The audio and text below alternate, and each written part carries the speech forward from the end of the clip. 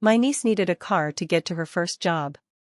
I gave her my old sedan, fully paid off, and even paid for the insurance. A week later, she put it up for sale on Facebook Marketplace. I messaged her and said, "Why are you selling it?" She replied, "You gave it to me. It's mine now." When I said I wanted it back, she told everyone I was a control freak. Then my sister called and said, "Just let it go.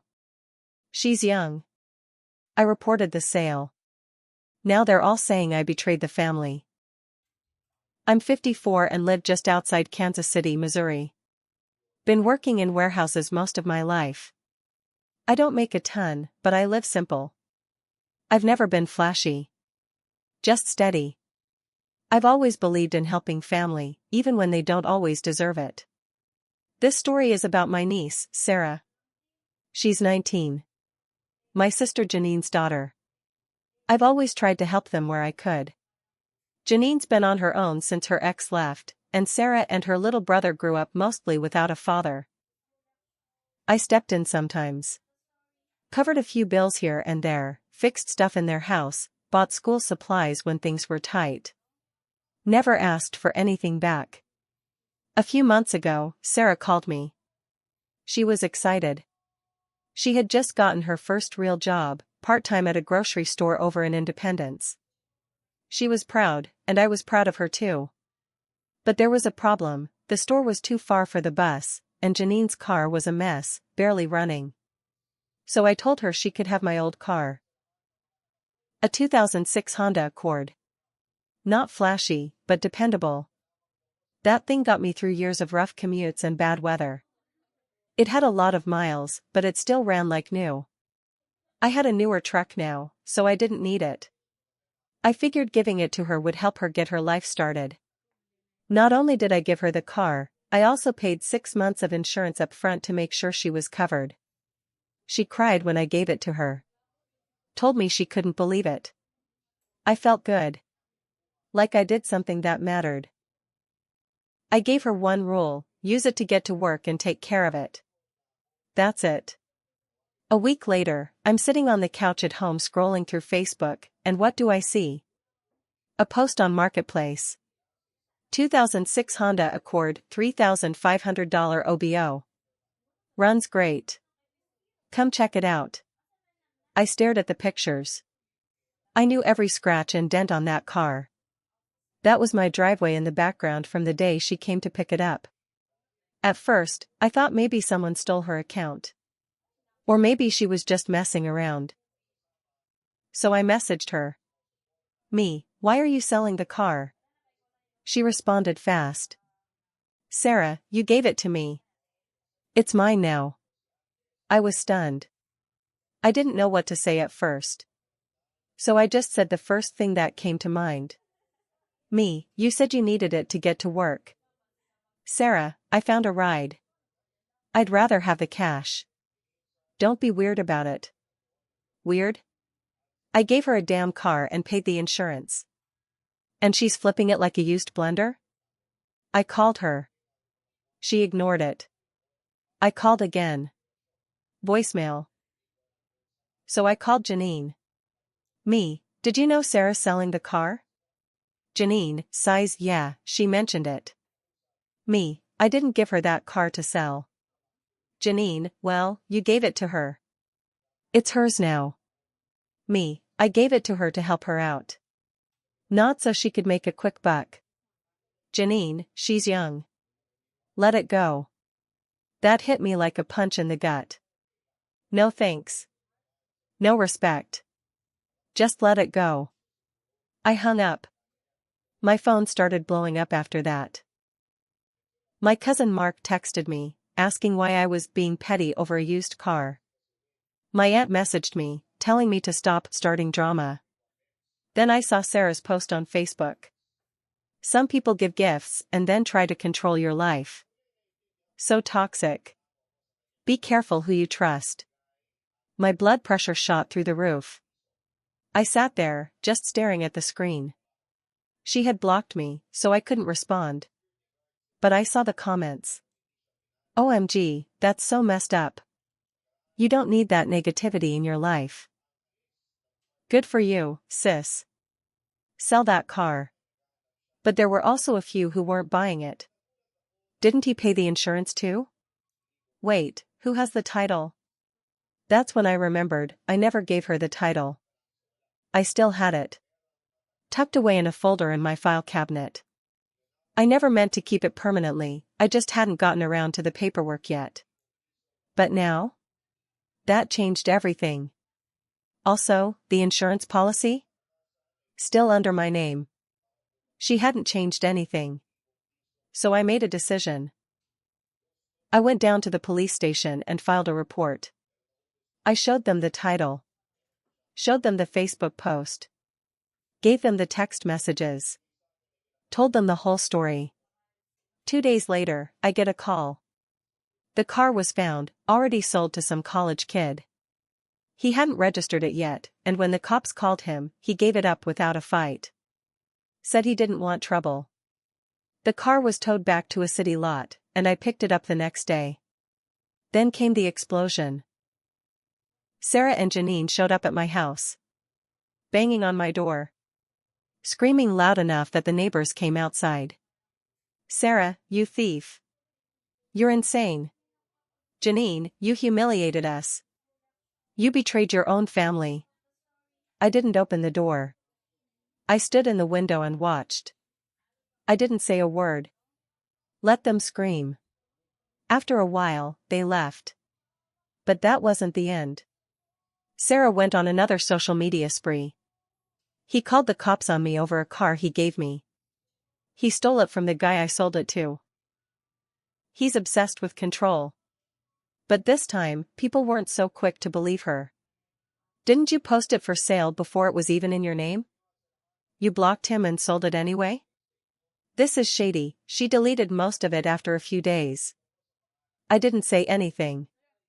I just sold the car again, this time to a man down the street whose daughter was about to start nursing school. I showed him the title, gave him the history, signed it over right there. Got $3,200 cash and a thank you handshake. I haven't heard from Sarah or Janine since. My mom tried to scold me, said family doesn't treat each other like that. I said, exactly. A few weeks went by after I sold the car.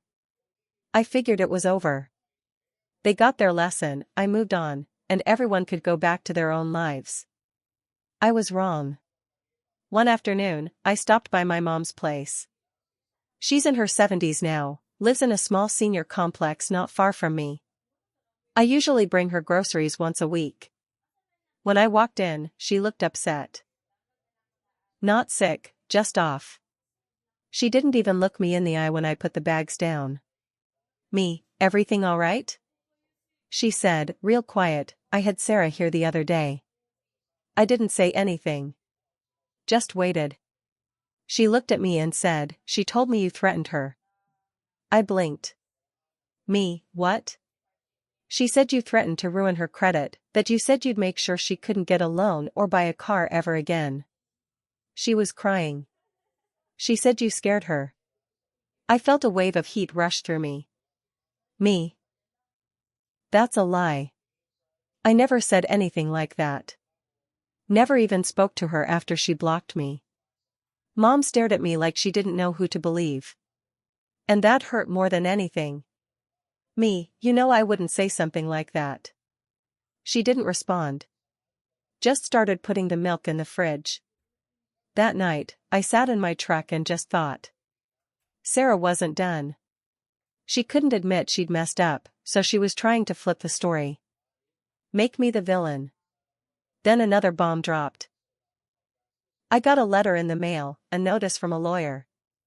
Apparently, Sarah had gone to a legal aid office and tried to file a small claims suit against me. She was accusing me of improperly repossessing the car and causing emotional distress. She wanted the $3,200 I made from selling it, plus $1,000 for pain and suffering. I laughed when I first read it. But it wasn't funny. She was serious. So I went to a lawyer. Brought everything. Texts, title, insurance papers, the police report, even screenshots of her marketplace post. My lawyer looked through it and said, "You've got nothing to worry about. But we'll take it seriously." 2 weeks later, we showed up to court. Sarah was there with some free legal rep, all dressed up and trying to look innocent. Janine sat behind her, arms crossed, glaring at me like I'd kicked a puppy. The judge wasn't impressed. He looked through the documents, asked a few questions, and then turned to Sarah. "Judge, you sold a car that you didn't have legal ownership of. The defendant was still on the title, and he was paying the insurance. That's not a gift, that's a loan with conditions." Sarah started crying in court. Big fake sobs. Said she thought it was hers. That I led her to believe she could do whatever she wanted. The judge just said, "Case dismissed." I thought that would be the end of it. But the worst part came after. A few days later, I got a text from a number I didn't know. It was a long, bitter message. From Sarah's boyfriend. He told me I humiliated her in public. Said I was a bitter old man who didn't know how to let go. Then he said something that made my stomach drop: "You better watch your truck. Accidents happen." I sat there staring at that message for a long time. I'd dealt with a lot of things in my life, but this? A threat? Over a car? I reported it to the cops. They took it seriously because of the court case and everything that had happened before. Said they'd document it but couldn't do much unless something actually happened. That night, I moved my truck into the garage. 2 days later, I came out and found someone had keyed the side of my garage door. Deep, messy scratches. Nothing stolen. Just vandalism. A warning. I didn't say a word to anyone. I just installed cameras. One facing the driveway. One at the back door. One pointing straight down the street. If they wanted a war, they were going to get it. I kept quiet after the garage door got keyed. I didn't post online, didn't call Janine, didn't even tell my mom. I just watched the footage from my new cameras every night before bed. Nothing showed up the first few days. Then came a Saturday morning. At around 2:17 a.m., my front camera picked up movement. A figure in a hoodie, walking up my driveway. They didn't look at the camera. Just walked straight toward my truck. They crouched down on the passenger side for maybe 20 seconds, then ran back the way they came. When I checked my truck later, I found 2 of the tires were slashed. Clean cuts. I drove straight to the police station with the footage. They looked at it and said they'd try to enhance the video, maybe get a face, maybe a plate from the street camera. But I could see in their faces, they didn't expect to catch anyone. It wasn't a murder. It was just vandalism. I had to pay out of pocket to get the tires replaced. $480. I didn't tell the family. I didn't want to give Sarah the satisfaction. But I wasn't done. I filed for a restraining order. Not just against Sarah, but against her boyfriend too. He was the one who sent the message. My lawyer told me it wouldn't be easy, but worth trying. Even if I didn't win, the court would see there was a pattern. Sarah finally broke the silence. About a week later, she showed up at my job. I was in the break room drinking coffee when one of the guys came in and said, "Hey, there's a girl asking for you at the front." I walked out and there she was. Sarah. Wearing sunglasses, arms crossed, standing just inside the entrance like she owned the place. Me, "What do you want?" "Sarah, I want you to stop. You're ruining my life. My boyfriend got fired. We had to move. You're turning people against me." I almost laughed. Me, "I haven't done anything you didn't do to yourself." She stepped closer. "Sarah, you think you're so perfect. You think because you've got a job and a garage and a truck that you can look down on us." Me, "No. I think because I gave you a car and you sold it behind my back, you lost your right to lecture me about anything." She went quiet. Then she said something that changed everything. "Sarah, I know about Cheryl." My stomach dropped. Cheryl is my ex-wife. We split 5 years ago. It was ugly. Nobody knew the full story, because I kept it quiet. But Cheryl cheated. And Sarah just threw her name at me like a weapon. Me, what the hell do you mean by that? She smirked. Sarah, I know she still talks to your sister. And I know why you really divorced. That wasn't an accident. She was baiting me. Janine must have told her. That was the only way. And if that was true, then my sister had been gossiping about my personal life for years, passing stories around like snacks at a party. I took a step back. Not scared. Just tired. Me, get out of my workplace. Now. Security walked her out.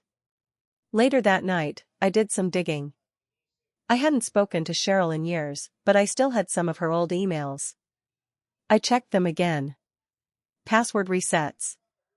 One was linked to a family shared photo drive I'd forgotten about. It was still active. And inside, I found something I didn't expect. Photos of Sarah, at Cheryl's house. Not one, not two, dozens.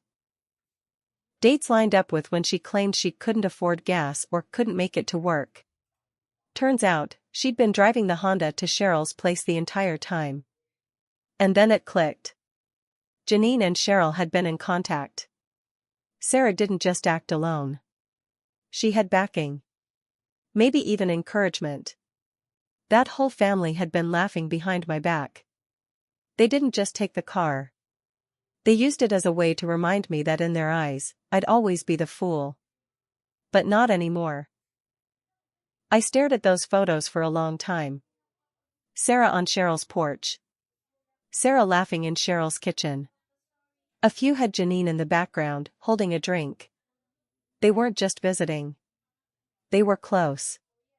They were all in on it. Every bad memory from my divorce came back at once. Cheryl had torn me down back then.